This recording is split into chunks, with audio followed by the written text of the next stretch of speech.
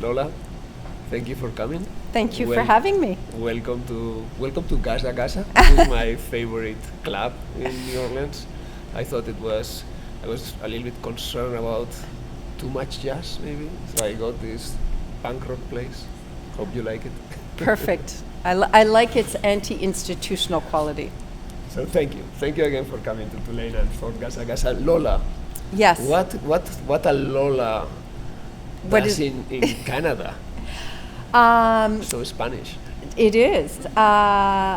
So I'm named after my grandmother, who was German, and it was actually a popular German name, often short for Charlotte. But it turned out years after my mother named me that she also wasn't called Lola. My grandfather just nicknamed her Lola. So I'm named after an invented nickname. Okay, Lola. Lola is Dolores. I know. Pain.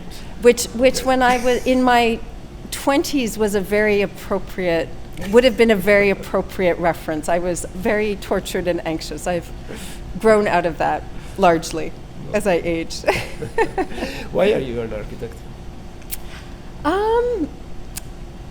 Well, for a few reasons. I don't know if I can fully answer, but my father is an architect and my grandfather was an architect. And I originally thought I would study architecture as an undergraduate program and then move into law or medicine. And I ended up in architecture and enjoyed it and never moved on to anything else. Although I sometimes still think I maybe would have liked to go into law to grapple with social and political issues in a more direct way than architecture can. But I think those preoccupations in a way motivate my design work. And as an architect, what do you want to do? What is your aspiration? I think maybe we all want this, but you want to have impact on the discipline and on the way people think about the discipline. I do think, I hope our work, although a lot of it is speculative and design research and so it's not built, it is trying to have a social impact or at least have spark conversations about how architecture can have a social impact and an environmental impact in ways that move beyond our conventional terms of sustainability. And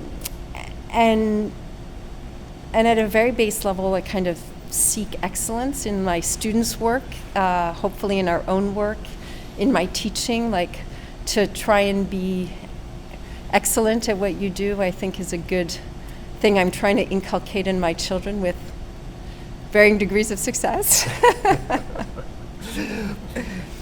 You have told me that your father was an architect. Yeah. You are part of a family of architects, but intellectually, as an architect, Yeah.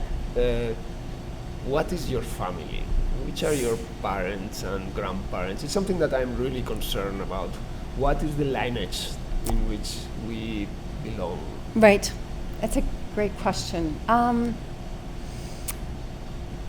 I think there's a lot of different architects at different times that have influenced me.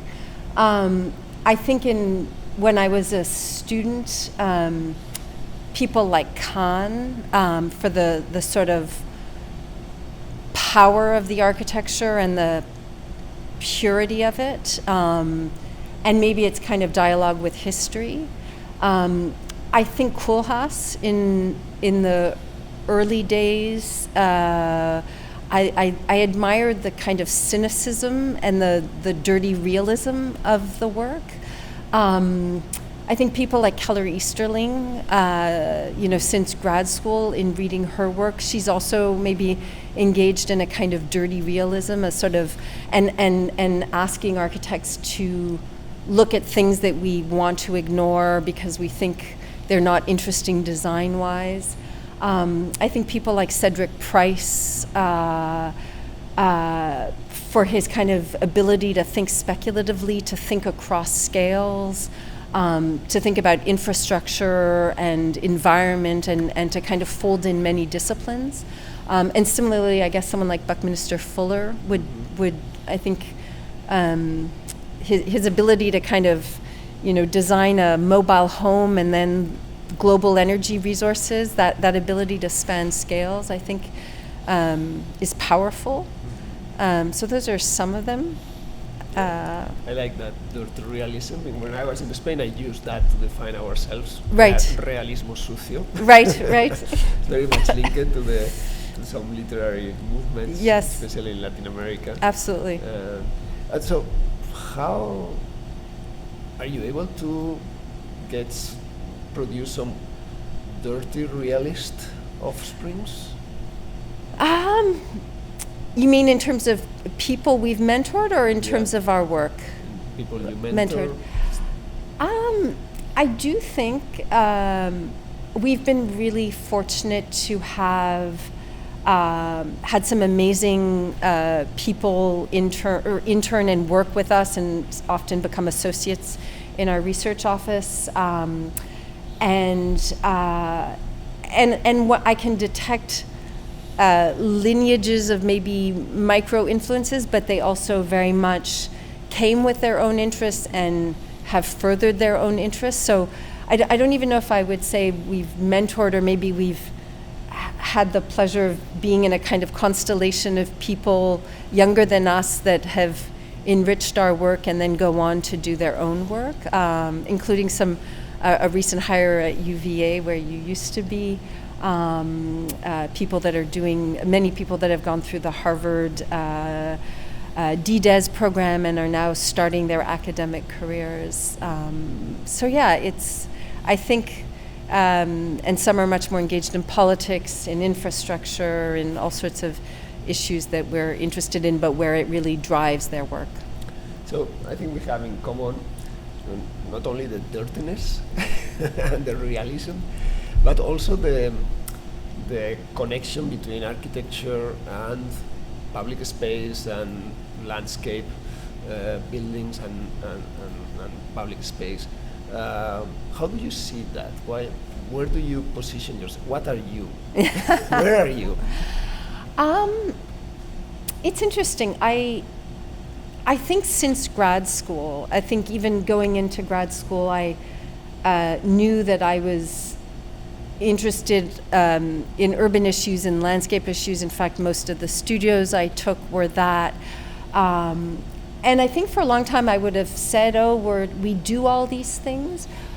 I think in working with people really in the other disciplines, I realize that we are deep down very much architects. I like to find the answers within the medium of architecture, and architecture is pretty broad. It can include urban design, it can include tiny installations, it can include big buildings.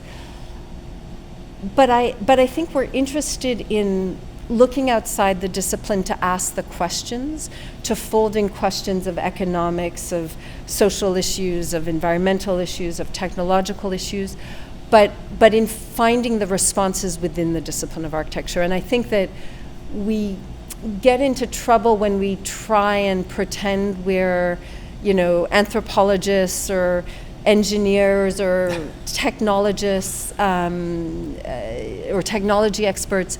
But I absolutely think we want to engage those disciplines. We want to read deeply some of their texts so that we can kind of understand the specificity of the knowledge.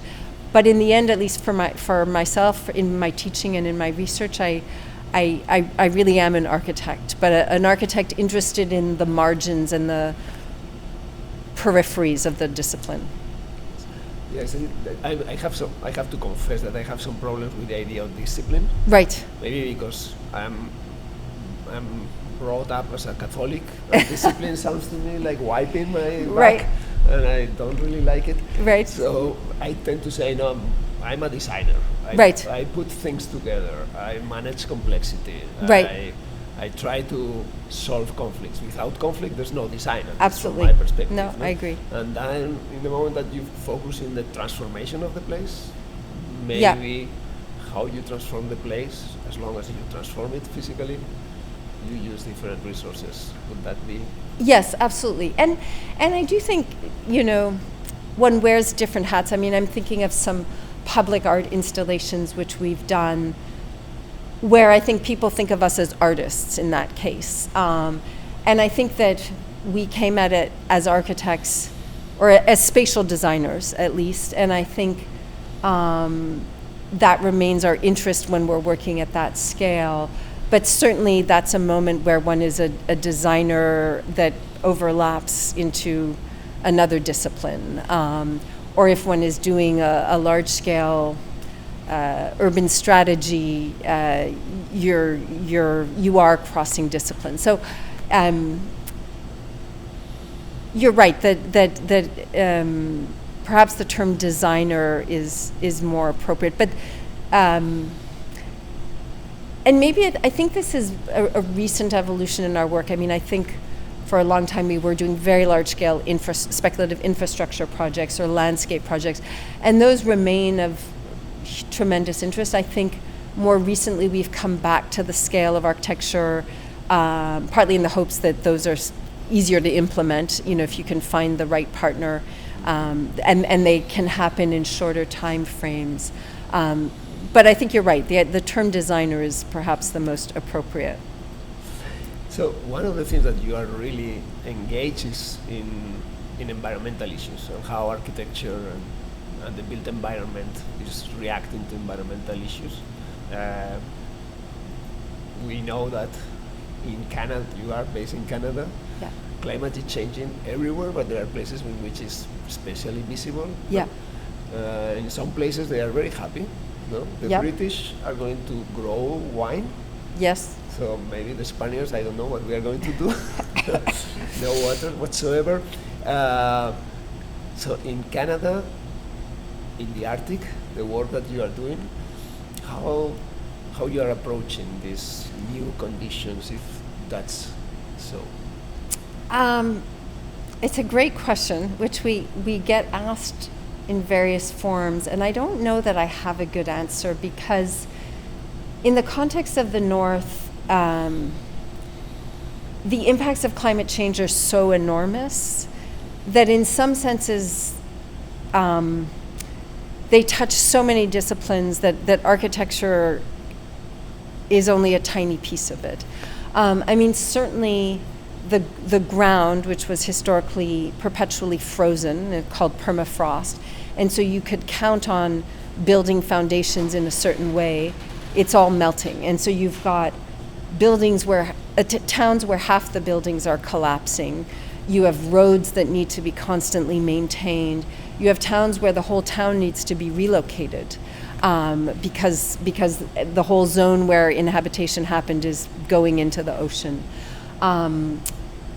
So I would say that in our work, it's always there in the background. I don't know that I think our interest has been more in the social issues in relation to the North, and the role of buildings being, having the potential to kind of reinforce a culture rather than eradicate a culture, which is the history of colonialism in the Canadian North, where buildings were imported, language was imported, social structures were imported and imposed.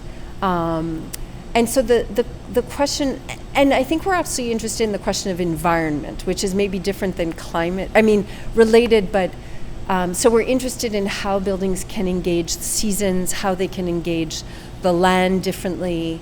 We're looking at sort of possibilities of passive energy systems and things like that. The question of climate change, maybe it's just so huge that I partly don't know how to answer it. It's changing hunting patterns. It's changing, resource extraction. It's so enormous. It's kind of hard to wrap your brain around. And as you say, some people are licking their lips, especially large corporations, and then you have indigenous peoples that are trying to figure out how to preserve ways of life, and it's hugely complex. Yeah, in that sense, is way more contradictory somehow than the situation that we have here in Louisiana and New Orleans, in which it's difficult to see the positive part of losing the land. Well, yes, and I don't think there is a disappearing. positive. There isn't. I mean, it's only if you're a global extraction corporation or you're a shipping company that you're happy about it. I'm not sure most other, but they have, anyways, long and complicated issue. So, in another topic, you are one of the not so many professors and practitioners, or practitioners and professors who have a substantial professional career and at the same time a very substantial academic career. How do you manage that, and is that important to you? Does it make any sense? Well, you're kind.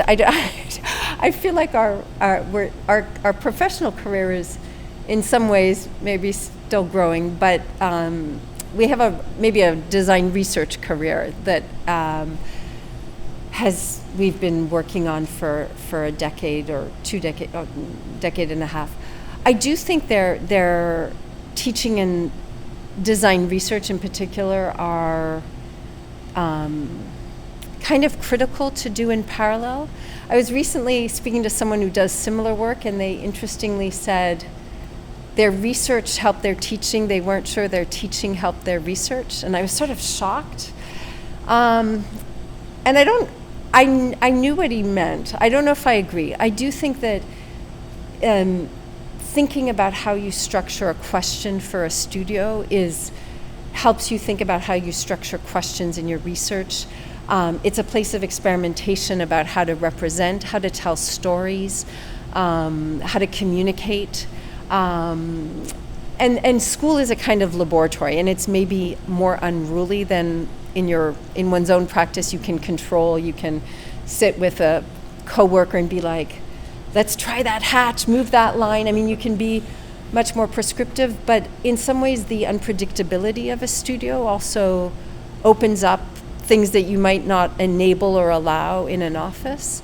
And conversely, I mean, I think that our office, because it has focused on trying to ask big questions about what the discipline is, it has very much shaped my teaching. And for me, whether you're teaching first year undergrad or a master's thesis, I'm always asking students, why are you doing what you're doing? What motivates you? What are you responding to? And it can be if it's a pavilion, obviously the questions you're responding to might be quite small or less complex. But I think this question of grounding your work in something outside your own personal whim, comes from the practice as well as the teaching. So yeah, I see them as linked very much. So linked, or even like when designing, that design is putting contradictions together, somehow tension. Absolutely. It's a little bit that tension between the practice and the absolutely teaching and the speculation at the academia. And I think learning in both how to ask the right question, and this goes back to the conflict that I agree. I mean, I always tell students, what's the problem you're responding to? If you have no problem, you don't need a designer. We don't need to be here if everything's fine, other than maybe making it more beautiful. But that's not a very satisfying agenda, just to make it prettier. And I think that figuring out what research to do, what questions to ask in the research is the first step of design. And then figuring out how to spatialize it. I mean, a lot of the work on Many Norths is trying to spatialize things that anthropologists write about or hunters talk about. And it's partly a belief that if we can spatialize it and visualize it, there's a greater chance that we can then think about how it might fold into design, especially when it is something that isn't inherently architectural and designed as we were understanding design earlier. And so, yeah, figuring out what questions to ask at every step in the research, in the initial design phase, in the detailed design phase, I think is critical both in teaching and in one's own work. Sometimes students' inability to see that allows you to think clearly about why it matters so much, right? Because you have to explain why you think it matters. Thank you, Lola. My pleasure. Thank you for coming to New Orleans, to Tulane. Thank you for having me. To my club. Thank you. That Thank was you. great.